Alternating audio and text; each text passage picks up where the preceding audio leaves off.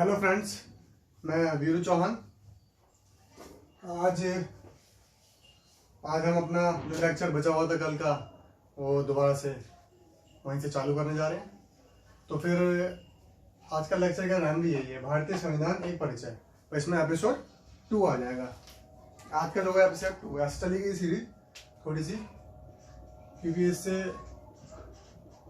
आपके जो conceptual question है वो बहुत बनेंगे, इससे आपको बहुत मदद मिलेगी आगे जाके पेपर में। तो फिर आपको जो क्वेश्चन है आगे जाके इससे जो बनेंगे वो आपको इतनी दिक्कत नहीं देंगे अगर आपको एक कॉन्सेप्ट क्लियर होगा। तो फिर कल हमने लिखित अलिखित संविधान पे छोड़ा था। तो एक चीज जो बताने वाली थी उसको मैं बता देता हूँ कि सरकार के 3 अंग होते हैं, बताए थे। विधायिका एक अंग होती है, विधायिका इसका एक अंग है। तो विधायिका जब विधि निर्माण करती है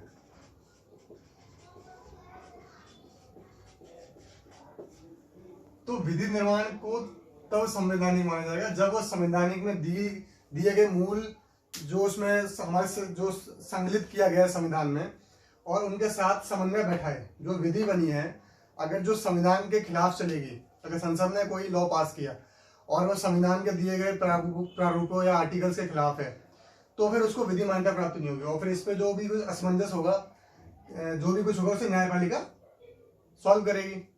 तो फिर ये बताना चाहता था कि विधि निर्माण भी विधायिका तब बना सकती है जब संविधान के दिए हुए प्रारूपों में इसका समन्वय बैठे, मतलब जब इससे तालमेल बैठाए। अगर इसका तालमेल संविधान के दिए गए प्रारूपों से नहीं है तो फिर विधि निर्माण को असंवैधानिक माना जाएगा, और वो डिसाइड हमारी न्यायपालिका करेगी कि ये संवैधानिक प्रारूपों के साथ है कि नहीं है। तो विधि निर्माण भी तभी है जब संविधान, संविधान की वैल्यू इतनी ज्यादा है कि संविधान सबसे ऊपर है, संविधान के ऊपर कोई नहीं है। चाहे इस देश में कोई भी किसी पद पे चला जाए, संविधान उससे ऊपर है। हालांकि कुछ छूट दी गई है, वो उस हिसाब से दी गई, उस संविधान में लिखी हुई है, उसके हिसाब से दी गई है। तो इसलिए कोई ये ना कहे कि राष्ट्रपति को तो बंगला मिलता है और हमें नहीं मिलता। तो राष्ट्रपति एक पोस्ट पे है, राष्ट्रपति एक प्रथम व्यक्ति है देश के, तो उनको तो ये सुविधाएं लाजमी है मिलना। तो इसलिए ये ऊट पटांग के बहस ना चालू हो कि राष्ट्रपति को ये मिलता है, प्रधानमंत्री को मिलता है, हमें नहीं मिलता, कि वो संसद में कोई वक्तव्य देते उन पर केस नहीं कर सकता। हाँ, संसद में सांसद जो भी वक्तव्य देते हैं उन पर केस नहीं होता, पर उसकी भी एक वजह है, क्योंकि उन्हें अपने जनप्रति होने के नाते अपने कॉन्स्टिट्यूशन का जिस जगह से वो लड़ रहे हैं अपने चुनाव क्षेत्र को प्रदर्शित करना पड़ता है कि वहाँ पे क्या क्या कमियां हैं, क्या क्या वहाँ पे और सुधार कर सकते हैं। इसलिए उनको भी छूटें मिलती है कि हाँ वो खुल के अपनी बातों को प्रदर्शित कर सकें। तो इसलिए इन चीज़ों को कोई भी माइंड ना करे कि छूट जो होती है विशेष व्यक्ति को मिलती है। विशेष व्यक्ति मतलब देश का संविधान सबके लिए है, जब वो आम नागरिक हो जाएंगे तब उनके लिए वही चीज लागू होगी। ठीक है, कुछ उन्हें छूट मिलती है तो वो उनके पद के कारण मिलती है, जो कि संविधान में लिखा हुआ है, वर्णित है सब कुछ उसमें। ठीक है, तो आगे हम देखते हैं। मैंने बता दिया विधायिका जब कोई विधि निर्माण करती है तो उसका सामंजस्य किसका होना चाहिए, समन्वय किससे होना चाहिए, संविधान से, जो उसके अंदर प्रारूप दिए गए हैं उससे उसका सामंजस्य बना होना चाहिए, तभी जाकर वैधानिक मान्यता प्राप्त होगा, मान्यता को नकार दिया जाएगा। ठीक है, अब आगे शुरू करते हैं। हमने संविधान का वर्गीकरण बताया था। संविधान का क्या था, वर्गीकरण।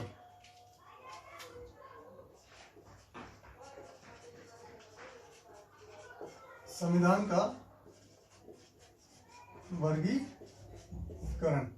ठीक है, तो मैंने आपको ये बताया था ये 2 तरीके के हैं। पहले का लिखा दोनों ही दिए थे पर एक्सप्लेन नहीं कुछ किया था, तो वो आज की क्लास उसी के लिए। लिखित संविधान,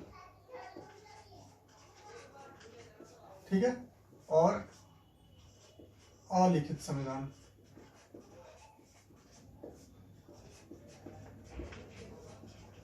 अच्छा, जब मैंने पॉलिटी पढ़ना शुरू की थी तो जब मुझे पता लगा था, या जब मुझे पता लगा कि लिखित संविधान और में सबसे बड़ा अंतर क्या है, तो जब छूटते बोला गया था लिखित संविधान लिखित होता है, अलिखित संविधान अलिखित होता है। जैसे इनके नाम से वर्णित दिखाई दे रहा है, हमें प्रत्यक्ष रूप से दिखाई दे रहा है। लिखित तो मतलब लिखा हुआ होगा, अलिखित तो मतलब लिखा हुआ नहीं होगा।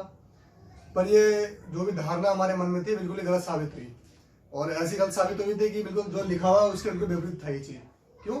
क्योंकि कोई भी इंसान देखेगा और सुनेगा कि लिखित चीज तो लिखित होती है, अलिखित मतलब लिखित नहीं है। पर दोनों चीजें लिखी होती हैं, लिखित अलिखित दोनों चीजें लिखी होती हैं। अब मैं आपको समझाता हूँ कैसे। लिखित संविधान,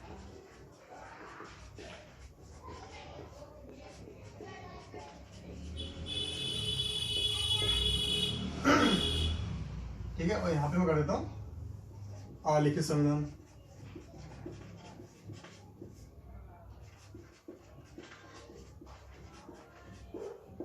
ठीक, तो इसमें पहला रेफरेंस जो होगा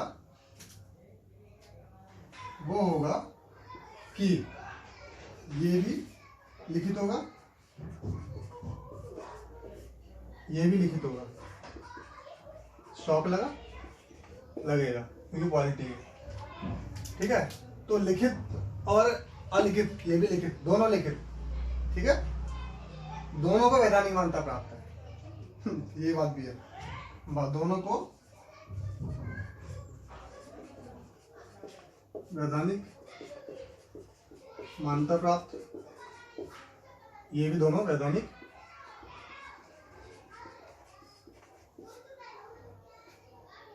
मान्यता प्राप्त। नोट्स बनाते चलना साथ साथ, क्योंकि बाद में ऐसा लगेगा कि पढ़ा तो सकता है और है कुछ भी नहीं। तो इसलिए शॉर्ट नोट भी बनते जा रहे हैं। हालांकि इतना लिखना नहीं चाहिए, फिर भी लिखना बनता है, क्योंकि मैं जो छोटा था मुझे पता नहीं चलता था कि नोट्स कैसे बनते हैं। आप समझ में आने लग गया और बताने लग गए, क्योंकि आप आना पड़ा प्लेटफॉर्म पे, तो ये बताना जरूरी भी है, कर्तव्य है। ठीक है, लिखित है, ये भी दस्तावेज है एक तरीके के। इसे दस्तावेज कैसा, औपचारिक दस्तावेज और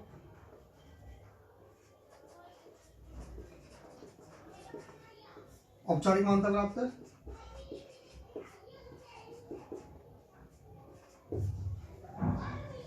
ये अनौपचारिक है, अनौपचारिक। ठीक है, क्यों क्यों है ऐसा, ये जो मेन चीज है, एक मिनट।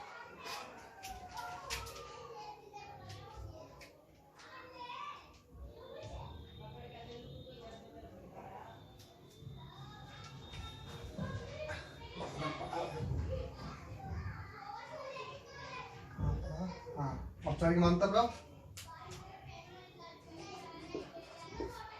अनौपचारिक है। ठीक है, क्यों औपचारिक क्यों बोला गया ऐसा, क्योंकि ये इकट्ठा है। पहले संविधान पढ़ना हो तो किताब उठाओगे, उसमें सब मिल जाएगा। ठीक है, इनके संविधान की ये विशेषता है कि इकट्ठा होता है, संकलित होता है। कुछ भी कह लो, इसका संकलन होता है। ठीक है, ये इकट्ठा नहीं होता, असंकलित।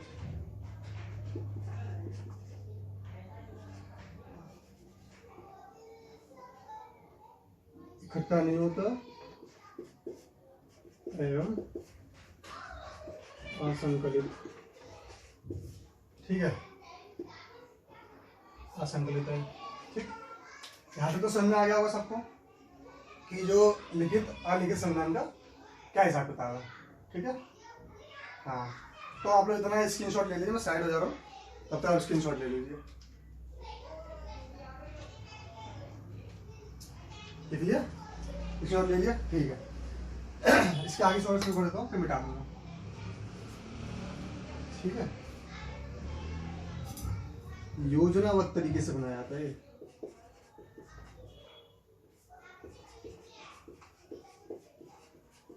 योजनाबद्ध तरीके से एक टाइम पीरियड होता है कि हमें अपने देश को इतने टाइम पे ये संविधान देना है, कि एक टाइम फिक्स होगा, जैसे कि, और ये योजना का तरीका नहीं होता। मैं समझाता हूँ दोनों में अंतर क्या है।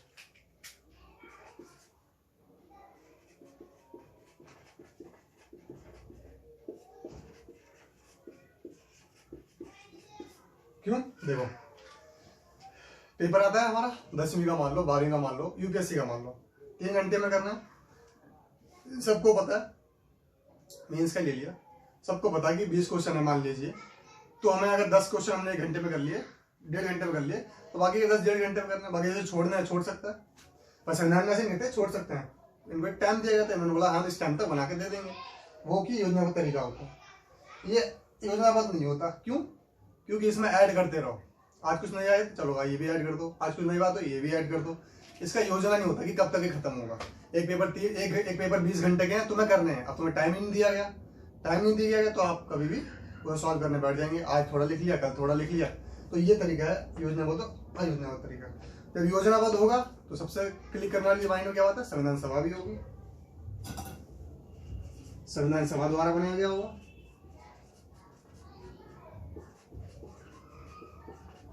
है ना।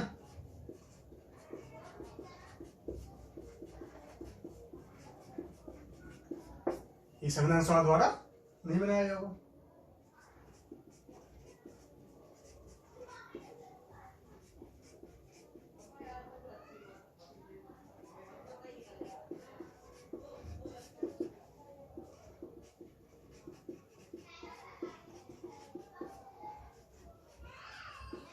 इससे ऐसे कॉन्सेप्ट आपके क्लियर होंगे ना कि प्रीलिम्स की तो बात मैं कर ही रहा हूँ, मेंस में भी आपको क्वेश्चन आएंगे लिखने के लिए। प्रीलिम्स में ऐसे ऐसे क्वेश्चन आते हैं, आदमी सोचता नहीं कहाँ से कंसेप्ट बना के दे देंगे, फैक्ट पढ़ के आता है।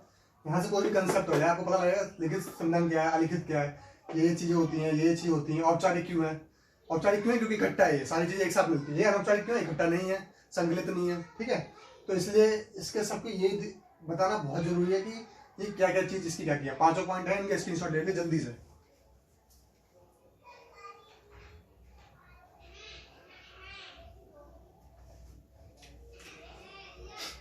ले लिया, ठीक है। अब ये फाइनल पॉइंट है, संविधान की तीनों प्रकृति में से ना,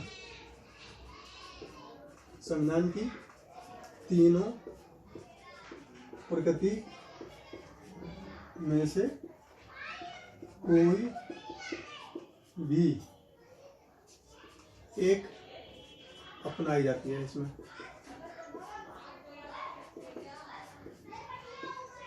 कि संघात्मक, अर्धसंघात्मक, एकात्मक, और इसकी तो पता ही होनी चाहिए आपको कि सिर्फ और सिर्फ एकात्मक, एकमात्रक पद्धति अपनाई जाती है।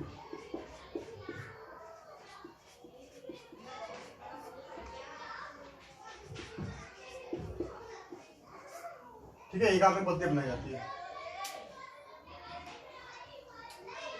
ठीक है, मैं इसे मिटाता हूं। तो लिए वो सब में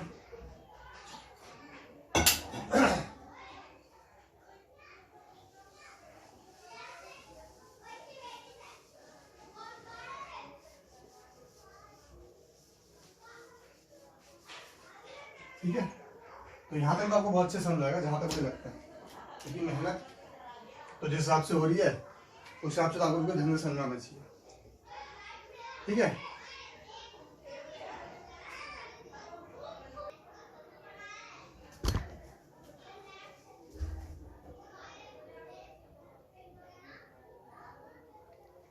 ठीक है।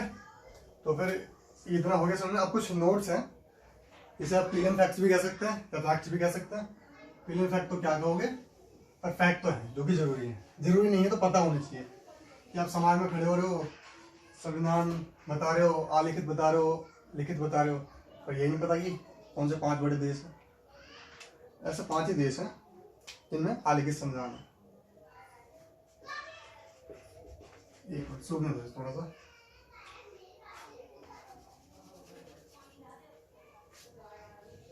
ऐसे विश्व में 5 ही देश हैं जिनमें अलिखित संविधान है।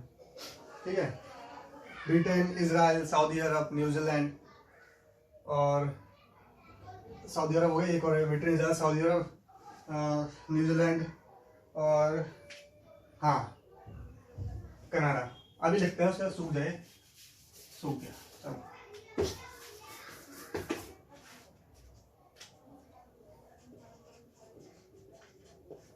विश्व में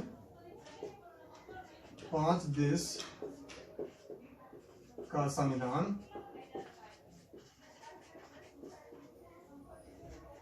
अलिखित है। बताया था, लिख देता हूं। ब्रिटेन, ठीक, सऊदी अरब,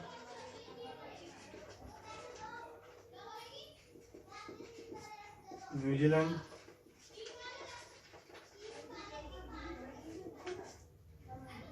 कनाडा। हिंदी में ये तो लिख ही लोगे आप लोग, ठीक है, मैं हिंदी में लिख देता हूँ। ब्रिटेन, सऊदी अरब, न्यूजीलैंड, न्यूजीलैंड हो गया, कनाडा हो गया, ठीक है, और एक इजराइल।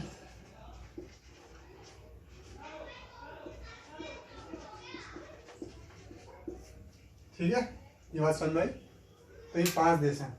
अब जब आगे के संविधान है तो कुछ नई चीज और भी होनी चाहिए इसमें। तो नई चीज जैसे क्या होगी, जैसे कि पहला ये है, दूसरा ये, जो आलिखित संविधान में,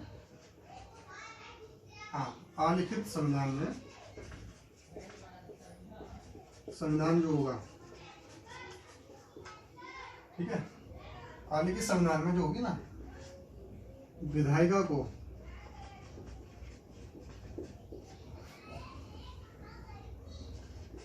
न्यायपालिका से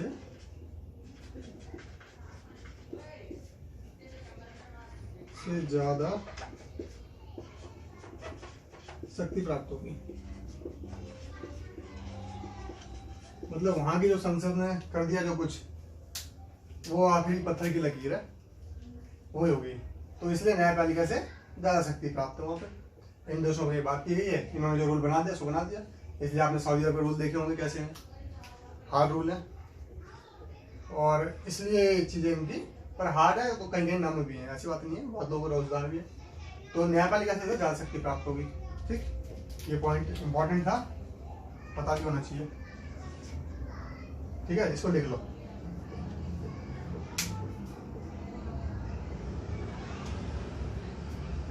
ठीक है, इसका उल्टा कर लो, फिर एक चीज और रहेगी तो इसको उल्टा कर लो एक चीज। इतनी तो याद रहेगी, इतनी चीज तो याद रखने वाली है, क्योंकि उल्टा सीधा ये है, तो उल्टा ये है। इसमें क्या होगी, न्यायपालिका को ज्यादा शक्ति प्राप्त होगी। उसके बाद होगी विधायिका को, फिर होगी कार्यपालिका को। ठीक है, तो ये लिखित संविधान बात को दर्शाते हैं कि अगर न्यायपालिका सही से न्याय कर रही है तो। आज संविधान वाला आगे अगला टॉपिक है, उसमें करवाऊंगा। तो ये लिखित संविधान में न्यायपालिका जा सकती है, विधायिका कम होगी, वो कार्यपालिका उससे कम होगी। और अलिखित संविधान में विधायिका को ज्यादा होगी न्यायपालिका से, फिर न्यायपालिका के बाद किससे होगी, कार्यपालिका। यहाँ का होगा विधायिका के बाद, सॉरी हाँ विधायिका, न्यायपालिका, फिर होगा कार्यपालिका। ये इनका कर्म है इनका, तो आप देख लीजिए हिसाब से होता है। अब चलो ये लिख लिया, इतना हो गया, मैं साइड होता हूँ, स्क्रीनशॉट ले लो। ठीक है, हाँ अब बात आती है कि संविधान होता है, संविधान के अंदर प्रावधान भी होते हैं। एक मिनट रुकिए, देखता हूँ।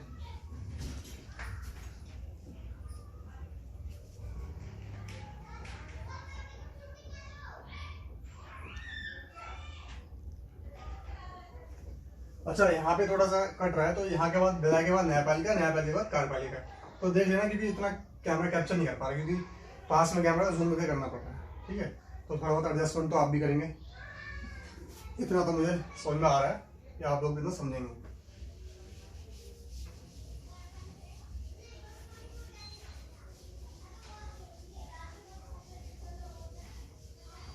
अभी कुछ देर बाद सिलेबस लेके आऊंगा ना, उसे इंटरलिंक कराऊंगा। तो कुछ ही पढ़ रहे हैं, जैसे भी क्वेश्चन है उनको इंटरलिंक कराना मेरा काम है, इंटरलिंक कराएंगे। ठीक है, तो टाइम चेंज कर लेते हैं। ठीक है, संविधान के प्रावधानों,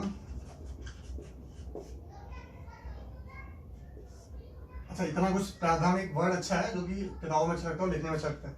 समझने की बात है कि जो भी कुछ उसमें लिखा होगा, कोई भी नियम होगा, वो प्रावधान एक तरीके से मान लो, जो कुछ में बताया गया है प्रावधान। ठीक है, संविधान के प्रावधानों के 3 प्रकार होते हैं।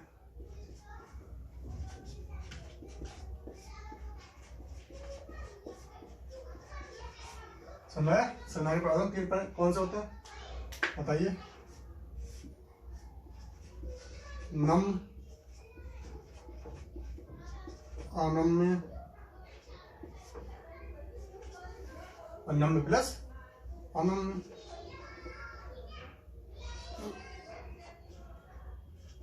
नम्य प्लस अनम्य। अब थोड़े फैक्ट्स और आएंगे, उनको पता होना चाहिए। इंग्लिश में भी लिख दूं, इंग्लिश में लिख देता हूँ। नाम पता ही होगा, फ्लेक्सिबल, रिजिड, यहाँ फ्लेक्सिबल प्लस रिजिड।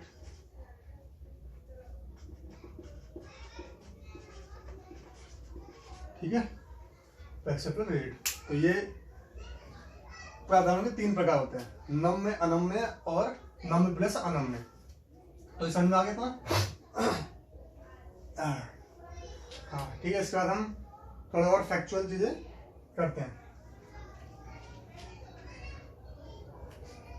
ठीक है, इसका आप स्क्रीनशॉट जो भी लेना है ले लीजिए, या फिर लिख तो लिए होगा, इतनी तेज में लिखवा नहीं रहा।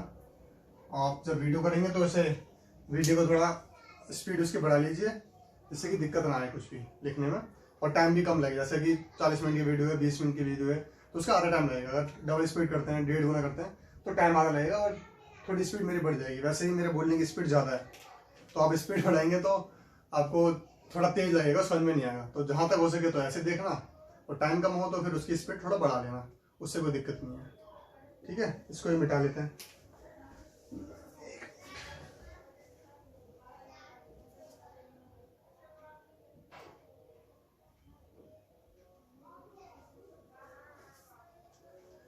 ठीक है, प्रावधान हो गए। इसमें अच्छी अनरावलन कर लो।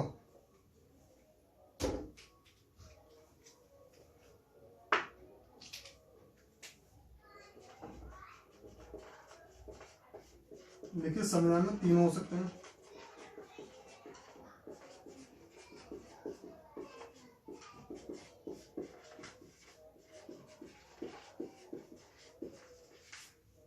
ये 3 प्रकार हो सकते हैं लिखित संविधान में, जैसा कि हमारा संविधान है 3 प्रकार उसमें हम ले सकते हैं। वो हमारी संविधान सभा पे डिपेंड करता है कि संविधान उन्होंने कैसे बनाया, नाम बनाया, अनाम बनाया कि दोनों बनाया। ठीक है, और अलिखित में क्या होगा? बहुत लोग सोचेंगे कि नहीं अनम्य होगा क्योंकि रिजिट होंगे, नम्य होता है।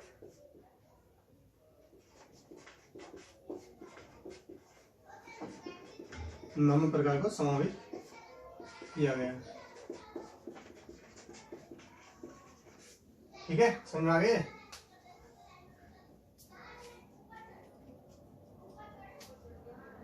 चलो थोड़ा और फैक्ट लिख लो, क्योंकि यहाँ तक तो दिखाई देगा आप लोगों को।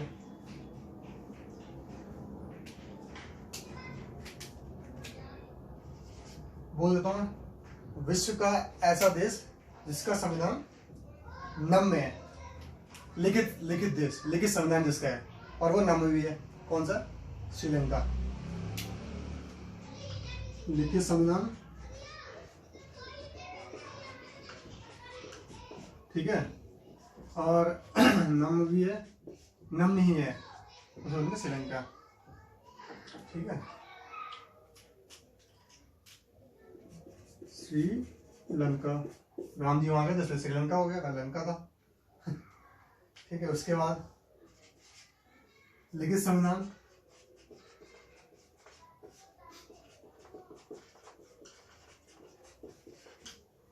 जो अनम्य है, बताओ कौन हो सकता है?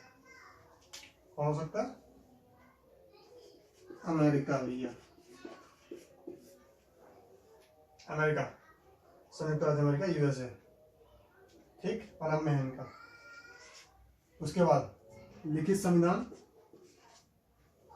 नम्य प्लस अनम्य, कौन सा है?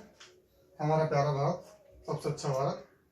तो ये हमारे संविधान सभा वालों ने, जो संविधान सभा के मेंबर थे जिन्होंने संविधान बनाया है, उन्होंने दोनों फैक्टर्स को डाला है कि हम अपने देश को दोनों प्रकार के प्रावधान देना चाहते हैं संविधान के अंदर, जो कि नम्य भी हो, अनम्य। नम्य मतलब फ्लेक्सिबल, अनम्य मतलब रिजिड, दोनों प्रकार के चाहिए। तो कौन कौन से प्रकार है वो आगे जाके हम धीरे धीरे पढ़ेंगे कि ये रिजिड है, ये ऐसा बनाया, क्यों बनाया, किस लिए बनाया। अभी आगे जाके साइलेंट फीचर ऑफ कॉन्स्टिट्यूशन आएगा, तो संविधान की प्रवृत्तियां जो आएंगी उसमें हम पढ़ेंगे।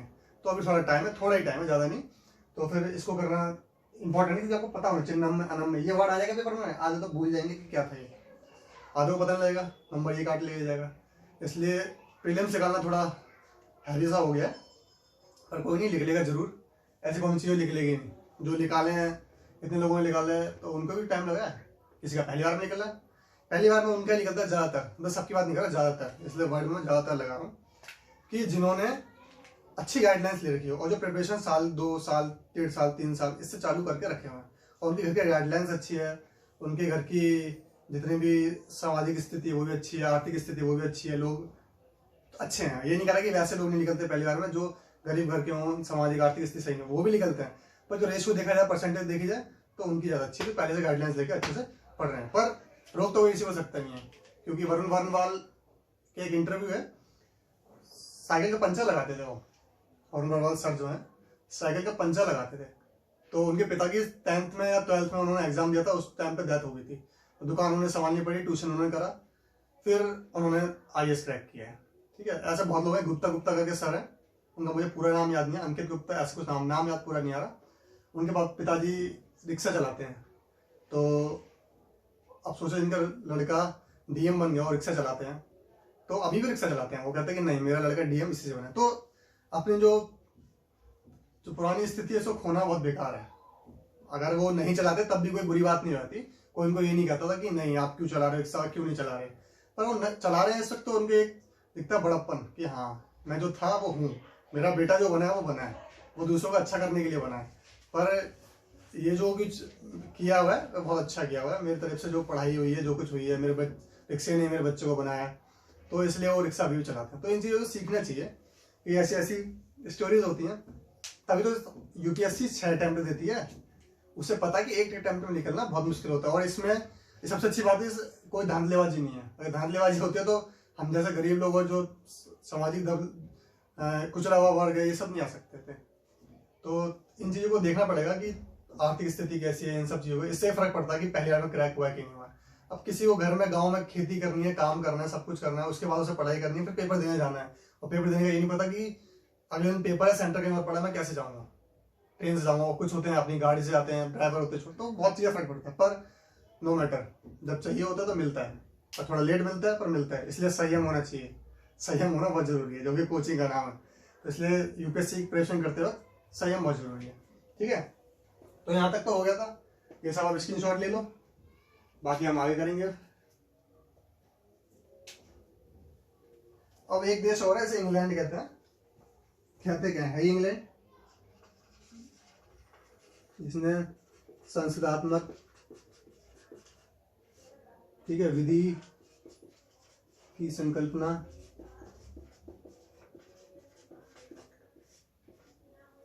ठीक है, आदि चीजें दुनिया को दी हैं अपने,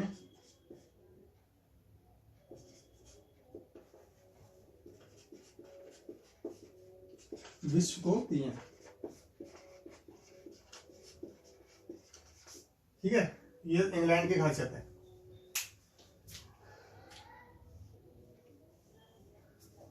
संविधान विधि की संकल्पना, लोकतंत्र भी है इसमें, आज तक यहाँ पे थोड़ा नीचे लोकतंत्र भी कर सकते हैं, लोकतंत्र की संकल्पना जो भी दी है, मतलब ये आइडिया ज्यादातर आया और इंग्लैंड से आया, क्योंकि इंग्लैंड बहुत पुराना संविधान है, हमारा जवान संविधान कहा जाता है, 72-73 साल जो भी कुछ हुए हैं, तो उसके हिसाब से हमारा संविधान जवान ही है अभी, तो फिर इसलिए इतना तो लिख लिया होगा आप लोगों ने, बाकी इतना कुछ समझ में भी आ गया होगा जहां तक मुझे पता है। ठीक है, अब अगली हेडिंग आती है,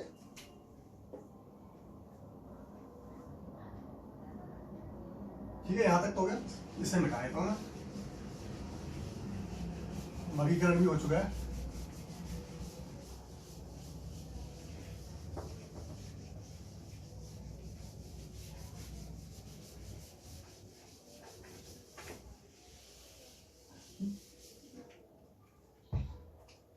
यहां तक है लिखने का जो था,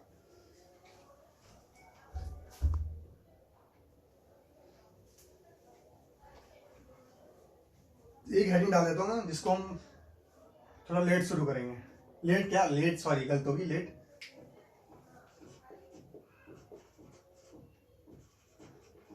विधानवाद कॉन्स्टिट्यूशनलिज्म, ठीक है। कुछ वर्ड है इनको डिस्क्राइब करूंगा कल की क्लास में, कल क्लास होगी उसमें।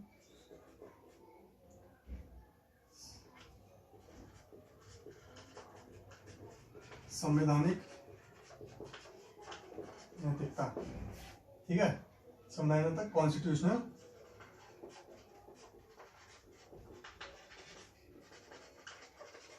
मोरालिटी, ठीक है। तो ये दो वर्ड हैं, थोड़े से इंपॉर्टेंट है, पेपर में क्वेश्चन बनता है मेंस में, तो इनको अब देखना जरूरी है। कि अभी करवा दूं 10 मिनट में हो जाएंगे। कॉन्स्टिट्यूशन करवाए तो संविधानवाद, उसका नैतिकता में कल समझा दूंगा, ठीक है। हाँ ये सही है कि कॉन्स्टिट्यूशनलिज्म समझाए।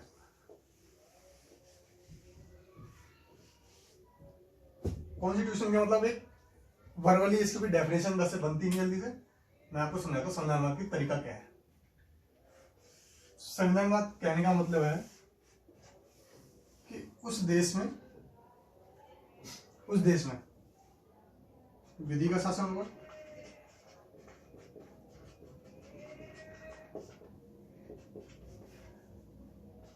ये न्यायपालिका स्वतंत्र होगी, इसमें कोई दबाव नहीं होगा,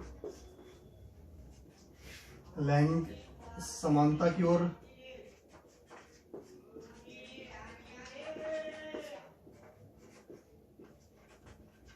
और अग्रसर होगा देश, ठीक है। न्यायपालिका नौकरशाही स्वतंत्र होगी, ब्यूरोक्रेट्स जो होंगे फ्री होंगे, ठीक है। खुलापन होगा, खुला माहौल होगा, एंड सो ऑन, जो भी कुछ होगा सब कुछ जो मतलब लोगों के हितों के लिए जो भी चीज विधि निर्माण होगी, करप्शन कम होगा, ये सब चीज होता है कौन संविधानवाद। संविधानवाद मतलब कि किसी भी देश में अगर ये सब चीजें हैं तो संविधानवाद का होना इशारा करता है कि ये लोकतांत्रिक संविधान है ना। अब संविधान वर्ड जो होता है लोकतांत्रिक संविधान कब हो जाएगा, जब उस देश के संविधान में ये सब चीजें समाहित होंगी, और भी चीजें होगी, जैसे सबको बराबर का सम्मान होगा, कोई भेदभाव नहीं होगा, रूढ़िवादी चीजों को नहीं ज्यादा पसंद किया जाएगा, ये सब चीजें होती हैं जो संविधानवाद की व्याख्या करते हैं। तो किसी भी देश में अगर ये सब चीजें समाहित हैं तो इंसान क्या बोलेगा कि हाँ वो लोकतांत्रिक संविधान है, ठीक है। तो संविधानवाद की सबसे बड़ी डेफिनेशन क्या है, ये सारी चीजें उसमें समाहित होंगी, सारे काम अपने अपने सब लोग करेंगे और किसी में हस्तक्षेप नहीं होगा। जैसे कि सीबीआई है केंद्र के अंडर में, अगर वो सीबीआई केंद्र जो है सीबीआई के कामकाज में हस्तक्षेप ना करे तो हम मतलब संविधानवाद की एक सीढ़ी को चढ़ रहे हैं। ऐसे ही विधि का शासन जो बन रहा है उसमें किसी का हस्तक्षेप ना हो, पोलराइज ना हो, बायस ना हो, ठीक है।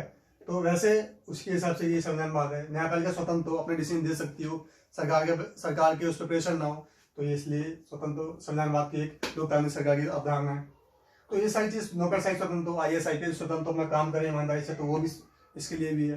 पर इन पे जो नजर रखने के वाली जो बनाई जाएगी, जो भी कुछ बनाई जाएगी, ब्यूरो बनाया जाए, कोई अन्वेषण बनाया जाए, वो सब चीजें स्वतंत्र होनी चाहिए। उनको ये नहीं कि ये उन पर दबाव डाले वो इन पे डाले, जो सही है उसको, तो ये संविधानवाद की एक संकल्पना होती है कि हाँ इसमें सारी चीजें समाहित हैं।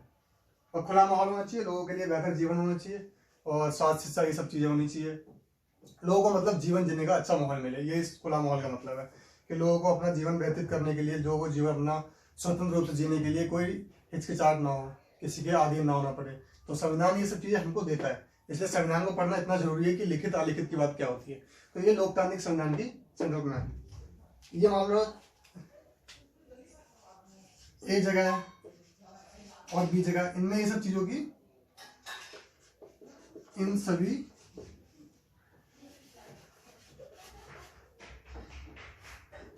ये सभी चीजें समाहित तो हैं,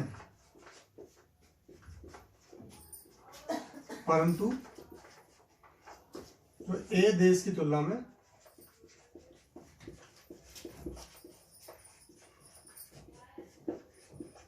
कम है, ठीक है। तो वो मतलब संविधानवाद की अवधारणा को अपने पूरा नहीं कर रहा है। तो इससे ही पता लगता है कि ये संविधानवाद की अवधारणा पे नहीं है, मतलब संविधान के प्रारूप नहीं चल रहा है। तो ये सब चीजें देख लो, अब इनका स्क्रीनशॉट ले लो। तो लिखिए, ठीक है। अब एक पॉइंट जो रह रहा था टॉपिक, उसे भी खत्म कर देते हैं। वीडियो कहाँ लेके जाएंगे इतनी ज़्यादा। एक मिनट देखता हूँ कैमरा फिर से लिए शायद।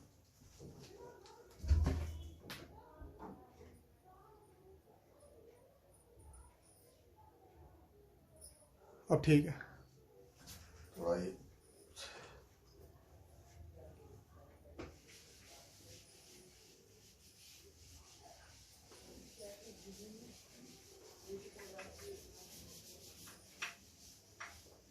अब कुछ भी होगा तो मैं देख लूंगा इस वीडियो में। कुछ भी ऊपर नीचे होगा तो अगली वीडियो में से करेक्शन करा दूंगा, ठीक करा दूंगा, ऐसी कोई बात नहीं है।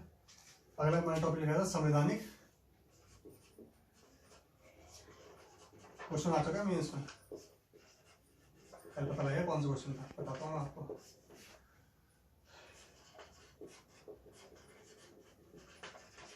Constitutional morality.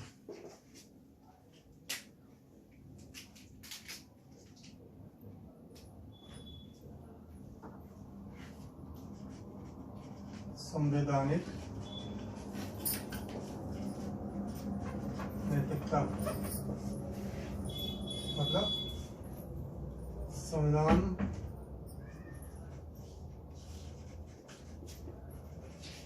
वाद के पहलू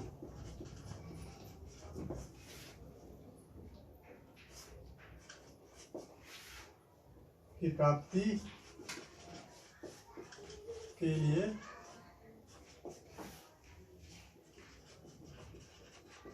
दिखाई गई कटिबद्धता।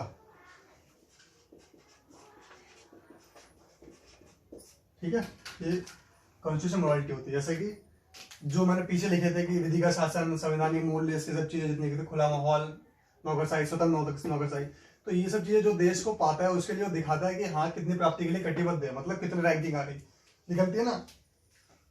जितने भी इंडेक्स निकलते हैं उन समय पता लगता है कि हाँ कौन, जैसे यूरोप के देश बहुत नंबर, नॉर्वे वगैरह, आइसलैंड वगैरह ये सब आते हैं। तो इसके बारे में संवैधानिक नैतिकता किसे कहते हैं? जो संविधानवाद के पहलुओं की प्राप्ति के लिए दिखाई गई कटिबद्धता को दर्शाए। ठीक है, तो वही ये देश जो है वो दिखाता है कि हम सब चीजों को पूरा कर रहे हैं। स्वतंत्र हमारे यहाँ पे क्या है, कोई हस्तक्षेप नहीं है, कुछ भी नहीं है, नौकरशाही स्वतंत्र है, और संवैधानिक पहलू है, विधि निर्माण स्वतंत्र है, विधि का शासन है। तो ये क्या होगा, ए देश होगा अग्रसर होगा, अग्रसर संवैधानिक नैतिकता उस देश की ज्यादा होगी। और बी होगा उसमें वो कर रहा है, मतलब किया नहीं है। जैसे कि अमेरिका को बोला जाता है, अमेरिका को बोला जाता है कि इस चीजों में बहुत आगे है, उसका संविधान जो भी, उनकी जो राज्य व्यवस्था है बहुत अच्छी है। क्यों? क्योंकि उन चीजों को दिखाने के लिए अग्रसर है, वो दिखाता है कि हाँ हमने कुछ किया अपने देश के लिए, हमारे लोगों में विधि ऐसे बनती है, ऐसे काम होता है, न्याय स्वतंत्र सब कुछ है। जैसे भारत है, कम नहीं है, पर अभी ये नया लोकतंत्र तो इसमें थोड़ा थोड़ा दिखाई नहीं देता, वो थोड़ा थोड़ा काम हो रहा है, उसमें बहुत रिफॉर्म चाहिए, बहुत कुछ चीजें हो रही चाहिए। तो ये सारी चीजें अभी हो रही हैं, तो इसलिए संवैधानिक नैतिकता समझ में आ गई होगी।